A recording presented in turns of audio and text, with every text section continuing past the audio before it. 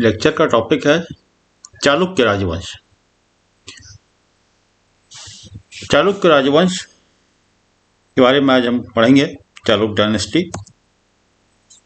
चालुक्य वंश भारत का एक शाही राजवंश था। इस राजवंश की अनेक सारी शाखाओं ने छठी शताब्दी से लेकर के 12वीं शताब्दी के मध्य दक्षिणी और मध्य भारत के एक विशाल भूभाग पर शासन किया था। चालुक्य वंश की मुख्य शाखा जिसने इस राजवंश की नींव डाली थी उसे बादामी या बातापी के चालुक्य के नाम से जाना जाता है। चालुक्य राजवंश के राजकुमारों ने गुजरात और वेंगी में अपने अर्ध स्वतंत्र शासन की नींव डाली। चालुक्यों की इस शाखा को वेंगी के पूर्वी चालुक्य के नाम से जाना जाता है। इसके अतिरिक्त चालुक्यों की एक और शाखा थी जिसको कल्याणी के चालुक्य के नाम से जाना जाता है। तो इस प्रकार से चालुक्य राजवंश की 3 शाखाएं थीं। पहली शाखा बातापी के चालुक्य के नाम से जानी जाती थी। दूसरी शाखा वेंगी के पूर्वी चालुक्य के नाम से जानी जाती थी और तीसरी शाखा जो थी वो कल्याणी के चालुक्य के नाम से जानी जाती थी। इन तीनों शाखाओं में बादामी के चालुक्य वाली जो शाखा थी वो सबसे महत्वपूर्ण शाखा रही। उसकी महत्ता सर्वोपरि रही। तो सबसे पहले बात करेंगे बादामी के चालुक्यों के बारे में। बादामी के चालुक्यों को प्रारंभ में पश्चिमी चालुक्य के नाम से भी जाना जाता था। इनकी जो प्रारंभिक राजधानी थी वो बादामी थी। उसको बातापी के नाम से भी जानते हैं, जिला बीजापुर में स्थित थी। चालुक्यों ने दक्षिण में पल्लवों और उत्तर में हर्षवर्धन के प्रबल विरोध के बाद भी दक्षिण भारत के एक विशाल भूभाग पर छठी शताब्दी के मध्य से लेकर के लगभग 8वीं शताब्दी के मध्य तक लगभग 200 वर्षों तक शासन किया। ये बादामी के जो चालुक्य थे इस राजवंश के जो शासक थे उसके जो संस्थापक थे उन संस्थापकों में पहला नाम जो ज्ञात होता है प्राप्त साक्ष्यों के माध्यम से वो था जयसिंह। जयसिंह के पश्चात उनका पुत्र रणराज चालुक्य वंश के राज सिंहासन पर आसीन हुआ। रणराज के बाद उसका पुत्र पुलकेशिन द्वितीय चालुक्य राजवंश के राज सिंहासन पर आसीन हुआ। पुलकेशिन प्रथम रणराज का पुत्र था। पुलकेशिन प्रथम पहला प्रतापी शासक था इस राजवंश का। इसके बारे में जानकारी पुलकेशिन द्वितीय का एक ऐहोल अभिलेख है उससे हमको प्राप्त होती है। उससे ज्ञात होता है कि पुलकेशिन प्रथम ने अपनी शक्ति को प्रदर्शित करते हुए उसने अश्वमेध यज्ञ भी किया, वाजपेय यज्ञ किया, हिरण्यगर्भ यज्ञ किया। तो इस प्रकार से उसने काफी सफलताएं और उपलब्धियां हासिल की थी। पुलकेशिन प्रथम को श्री पृथ्वी वल्लभ, रण विक्रम, सत्याश्रय आदि उपाधियों से भी जाना जाता है। पुलकेशिन प्रथम की मृत्यु के बाद उसका पुत्र कीर्तिवर्मन प्रथम चालुक्य वंश के राज सिंहासन पर आसीन हुआ। एक स्तंभ लेख मिलता है जिसको महाकूट स्तंभ लेख के नाम से जाना जाता है। उस स्तंभ लेख से जानकारी मिलती है कि कीर्तिवर्मन ने बंग, अंग, कलिंग, बत्तूर, मगध, मुद्रक, केरल, गंग, मूषक, द्रमुक, चोलिय, आलुक, वैजयंती आदि अनेक राज्यों के राजाओं को परास्त किया था। कीर्तिवर्धन प्रथम ने अपने शासनकाल में अग्निस्टोम और बहुसुवर्ण जैसे यज्ञों को भी संपादित किया था। इसने पुररण पराक्रम की उपाधि को भी धारण किया था। कीर्तिवर्मन प्रथम की मृत्यु के बाद उसका छोटा भाई मंगलेश चालुक्य राजवंश के राज सिंहासन पर आसीन हुआ। मंगलेश भी काफी प्रतापी शासक सिद्ध हुआ। मंगलेश ने कलचुरी वंश के शासक बुद्धराज से खानदेश और उसके निकटवर्ती प्रदेशों को छीन लिया था। इसके बारे में भी जानकारी हमको ऐहोल अभिलेख से प्राप्त होती है। मंगलेश ने अपने पुत्र को अपना उत्तराधिकारी घोषित किया था। इस बात पर कीर्तिवर्मन का जो पुत्र था, जिसका कि नाम पुलकेशिन द्वितीय था, वो मंगलेश से नाराज हो गया।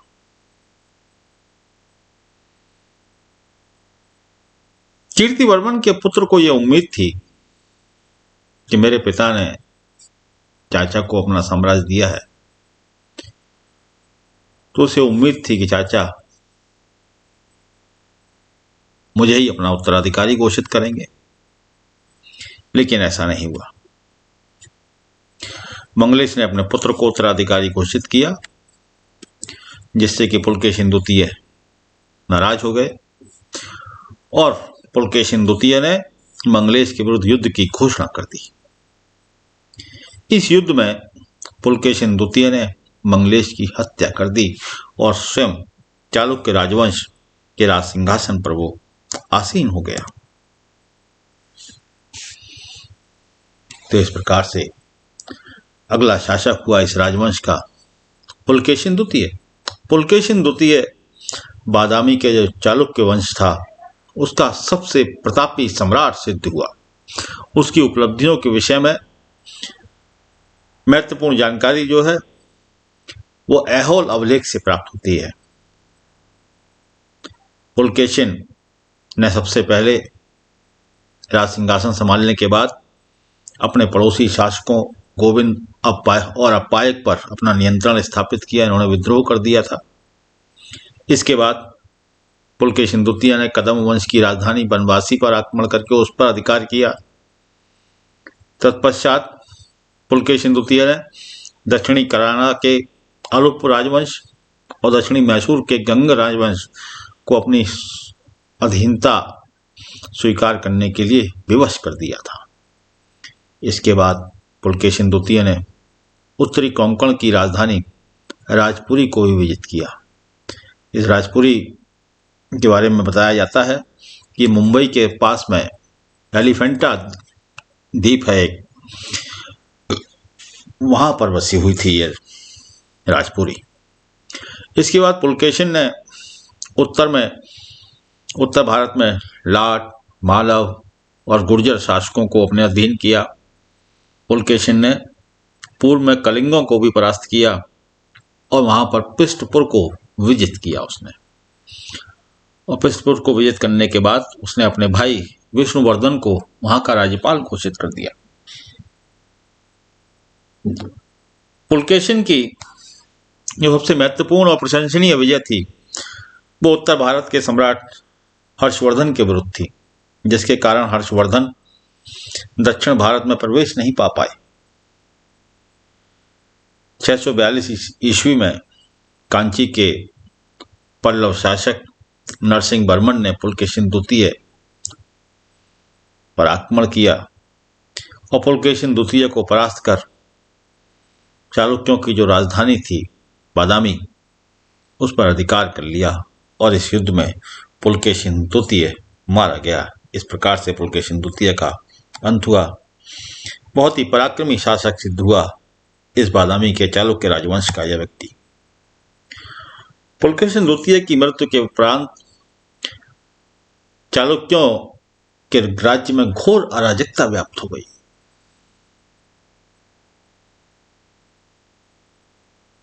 इसके अतिरिक्त ऐसा अनुमान लगाया जाता है कि पुलकेशिन द्वितीय के पुत्रों के बीच में भी राज सिंहासन को लेकर के उत्तराधिकार का युद्ध हुआ। इसी कारणवश 642 ईस्वी से लेकर के 655 ईस्वी तक हमें किसी भी चालुक्य शासक के नाम का पता नहीं लगता है। पुलकेशिन द्वितीय के पुत्रों के बीच में जो उत्तराधिकार का युद्ध हुआ, इस उत्तराधिकार के युद्ध में अंततः पुलकेशिन द्वितीय के छोटे पुत्र विक्रमादित्य को सफलता प्राप्त हुई और उसने अपनी शक्ति के बल पर बादामी पर अधिकार कर पल्लवों को अपने राज से बाहर निकाला और राज सिंहासन ग्रहण किया और विक्रमादित्य प्रथम के नाम से जाना गया। विक्रमादित्य अपने पिता की भांति योग्य और साहसी था। उसने अपने समकालीन विभिन्न शासकों चोल, चेर और पांड्य शासकों को परास्त किया था विक्रमादित्य प्रथम ने। विक्रमादित्य प्रथम के पश्चात चालुक्य राजवंश के राज सिंहासन पर विनयादित्य आसीन हुआ।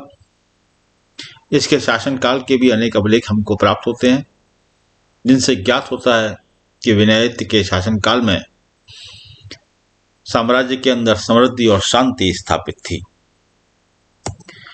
विनयादित्य के बाद उसका पुत्र विजयादित्य चालुक्य राजवंश के राज सिंहासन पर आसीन हुआ। विजयादित्य ने भी अपने पितामह की भांति पराक्रमी और बुद्धिमान शासक सिद्ध हुआ। विजयादित्य कला प्रेमी शासक था। इसके शासनकाल में कला को काफी प्रोत्साहन प्राप्त हुआ।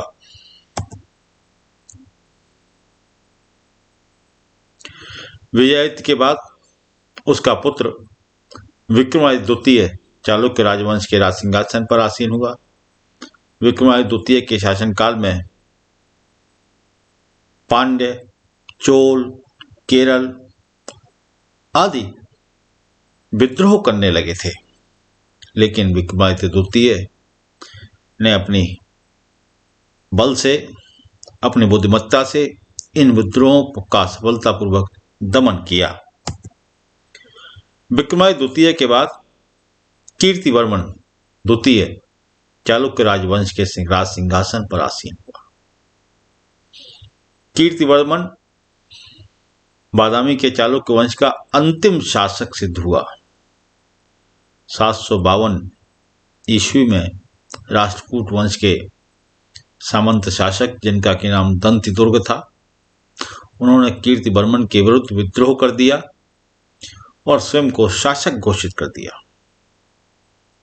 इसके अतिरिक्त कीर्तिवर्मन के अधिकांश भूक्षेत्र पर अपना अधिकार कायम कर लिया। दंतिदुर्ग की मृत्यु के पश्चात कीर्तिवर्मन ने अपने राज्य को पुनः प्राप्त करने का प्रयत्न किया, लेकिन दंतिदुर्ग के जो उत्तराधिकारी था कृष्णा प्रथम ने कीर्तिवर्मन द्वितीय को परास्त कर उसके जो बचे हुए राज्य थे वो भी उससे छीन लिए और बादामी के चालुक्यों के राज्य को हमेशा के लिए समाप्त कर दिया। तो इस प्रकार से कीर्तिवर्मन द्वितीय जो था बादामी के चालुक्य राजवंश का अंतिम शासक सिद्ध हुआ। तो ये बात थी सारी हमारी जो आज चर्चा हुई, ये थी बादामी के चालुक्य राजवंश के बारे में। अब बात करते हैं चालुक्य की जो दूसरी शाखा थी, जिसको कि वेंगी के पूर्वी चालुक्य के नाम से जानते हैं। अभी थोड़ी देर पहले जब हम पुलकेशिन द्वितीय के बारे में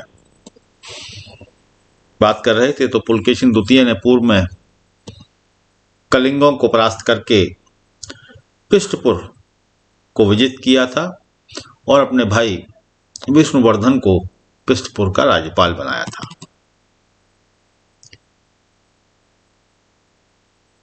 इसी विष्णुवर्धन ने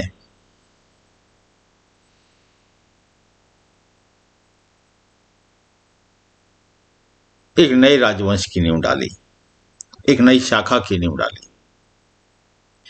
विष्णुवर्धन ने शीघ्र ही स्वयं को स्वतंत्र शासक घोषित कर दिया और इस प्रकार से पूर्वी चालुक्यों के स्वतंत्र राज्य की स्थापना हुई। विष्णुवर्धन प्रथम उसका संस्थापक बना। विष्णुवर्धन प्रथम ने 615 ईस्वी से लेकर के 633 ईस्वी तक शासन किया। पूर्वी चालुक्यों की पहली राजधानी जो थी वो पृष्ठपुर थी। उसके बाद राजधानी जो थी वो वेंगी बनी